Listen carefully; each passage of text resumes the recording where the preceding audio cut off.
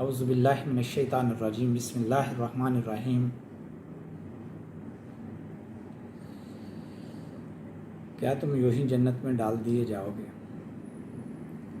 تم سے پہلے لوگ تو ہلا دیے گئے، حتیٰ کہ وہ پکار اٹھے کہ اللہ کریم تیری نصرت کب آنے والی ہے۔ برادران ملت، کبھی غور کیا آپ نے کہ ہمیں کیسی ترغیب دے دی گئی ہے اس فلاح کی، اس کامیابی کی، جس کے لیے لوگ شہید کر دیے گئے، جس کے لیے انبیاء علیہ الصلوۃ والسلام نے اپنی زندگیاں وقف کر دیں۔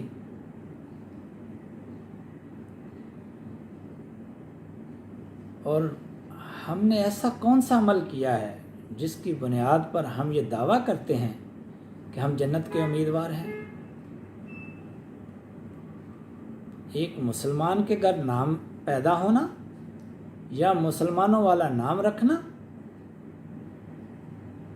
کبھی غور کیا کہ اس مسلمان کے گھر پیدا ہونا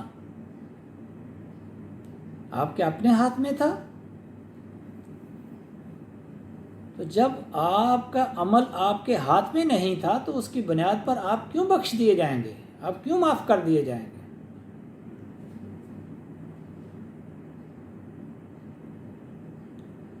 آپ کو ایمان لانا ضروری ہے، اور شعوری حالت میں، اور یقین محکم ہوگا، پھر اس کے مطابق عمل صالح کرنا ضروری ہے۔ کیا یہ جنت ایسی سستی چیز ہے کہ ایسے عمل کے جس میں آپ کا کوئی حصہ ہی نہیں ہے، آپ نے کوئی کمال نہیں کیا ایسا،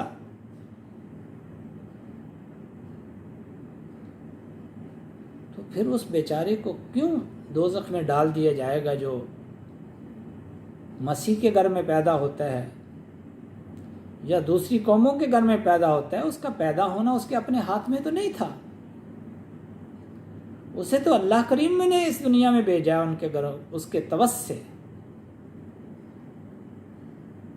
تو وہ اللہ کریم سے یہ سوال نہیں کرے گا کہ اللہ کریم تو نے مجھے پیدا کیا، میرے ماں باپ نے جو مجھے سکھایا میں نے وہ سیکھا، تو مجھے کیوں عذاب دے گا؟ بات یہی ہے، نہ اس کا اس مسیح کے گھر میں پیدا ہونا، نہ کسی ایتھیسٹ کے گھر میں پیدا ہونا، یا اس کا مسلم کے گھر میں پیدا ہونا، نہ کسی کو فائدہ دے گا نہ کسی کو نقصان دے گا، بلکہ فائدہ اس وقت ہوگا جب وہ شعوری حالت میں سچ کی تائید کرے گا، سچ کو مانے گا، سچ کو جانے گا، پھر اس کو سچ کو جانتے ہوئے، یقین محکم رکھتے ہوئے، اللہ کی نشانیوں کو پہچانتے ہوئے اپنا رخ اللہ کی طرف رکھے گا، اللہ کی طرف کرے گا، اور پھر اعمال صالح کرے گا، تو اسے بخش دیا جائے گا، اسے معاف کر دیا جائے گا، اس کوتاہیوں سے درگزر کیا جائے گا۔ اور اس سے پہلے، شعوری حالت سے پہلے، اس نے جو خامیاں اور برائیاں کوتاہیاں کی ہوں گی، اللہ کریم کہتے ہیں جب وہ پلٹ آئے گا تو ہم اس کی برائیوں کو نیکیوں میں بدل دیں گے۔ یبدل اللہ سیئات الحسنات، اس کی سیئات کو حسنات میں بدل دیں گے۔ تو ضروری اس امر کا ہے کہ ہم یہ جان لیں ہم مسلم کیوں ہیں، ہمیں جنت کیوں کر دی جائے گی،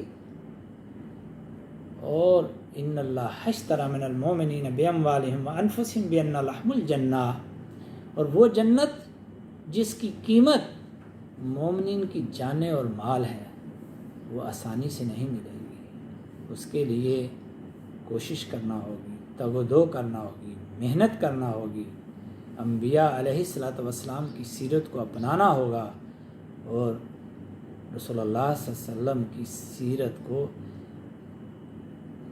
اپنی ذات کے لیے نمونہ بنانا ہوگا۔